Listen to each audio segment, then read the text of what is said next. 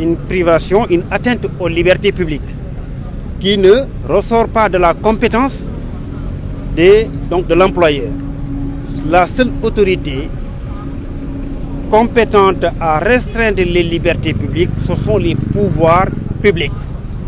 Donc une société privée, donc une partie privée, ne peut en aucun cas, au nom de sans aucune raison, ne peut, quelle que soit la raison, donc ne peut se permettre de confiner des individus au sein de l'établissement.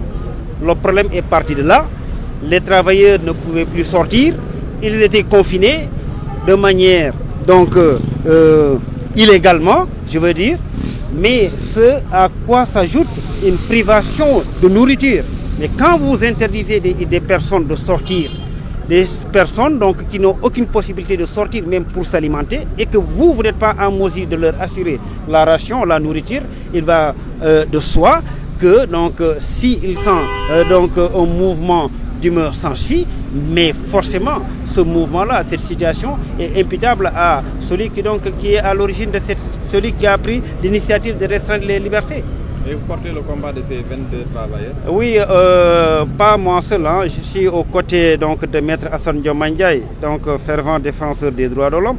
Mais également, il y a Moïse Mamadou Ndior qui est à nos côtés et nous comptons effectivement nous battre pour rétablir ces 22 braves personnes-là dans le droit. Tout a démarré avec l'arrivée du coronavirus. À partir du mois d'avril, l'entreprise a décidé de confiner ses travailleurs.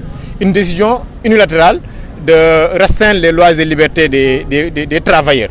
Nous qui étions en confinement, nous n'avons plus le droit de sortir du site, même pour aller acheter quoi que ce soit ou pour rendre visite à ta famille. Alors qu'il y avait des gens qui étaient à quelques kilomètres de leur famille.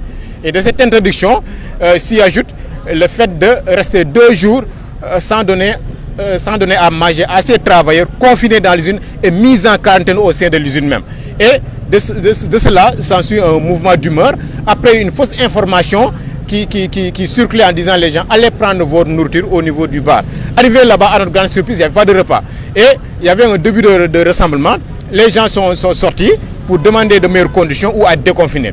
Mais de cette demande de déconfinement, à notre grande surprise, au lieu d'apporter une réponse positive, la direction en liaison avec le directeur des ressources humaines et le directeur général Michel Privé ont décidé ainsi de licencier 22 pères de famille en pleine crise, après tous ces manquements. La reprise des activités, c'était du ressort du tribunal.